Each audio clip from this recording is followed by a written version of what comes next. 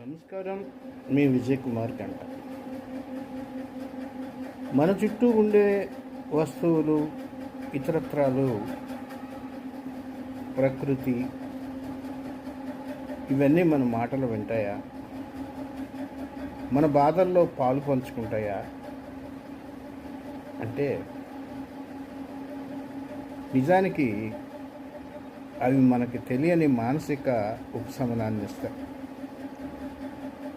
ఒక బల్ల మాట్లాడలేదు, ఒక అద్దం మాట్లాడలేదు, గిర్రును తిరిగే ఫ్యాను మాట్లాడలేదు, ఓ పుస్తకం మాట్లాడలేదు, ఓ పెన్ను మాట్లాడలేదు. కానీ మన మనసులోని అంశాలన్నిటినీ అవి చూస్తాయి, వింటాయి, బయటికి వెళ్ళగలుగుతాయి. ఒక కవి అంటాడు, అద్దం నాకు మంచి స్నేహితుడు. ఎందుకంటే నేను ఏడ్చిన అతను ఎప్పుడూ నవ్వడు అని. నిజమే కదా. అద్దం మన ప్రతిబింబాన్ని చూపిస్తుంది. అచ్చం మనం ఎలా ఉన్నామో అది ఖచ్చితంగా చూపిస్తుంది. మనం ఏడ్చినా నవ్వినా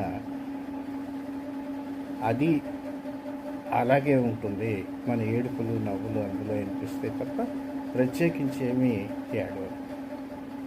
అందుకని ఆయన అంటాడు, అద్దం అంటే నాకు ఇష్టం, ఎందుకంటే నేను ఏడ్చినప్పుడు అది నవ్వదు అని. అంటే మన రియాక్షన్కి తగినట్టుగానే తన రియాక్షన్ ఉంటుంది తప్ప అది చూడటానికి, మనకి ఈ విషయం చూడటానికి చిన్నదిగా కనిపించవచ్చు, కానీ కొన్ని సందర్భాల్లో తెలియకుండానే మనస్సు ఊరట చెందుతుంది.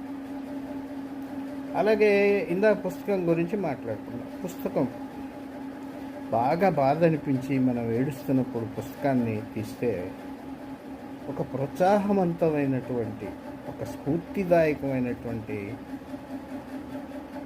కవితో లేదా ఒక రచనలో, మాటల్లో కనిపిస్తాయి అక్షరాలు. అందుకే పుస్తకాన్ని కూడా మనం స్నేహితుడిగా భావిస్తాం.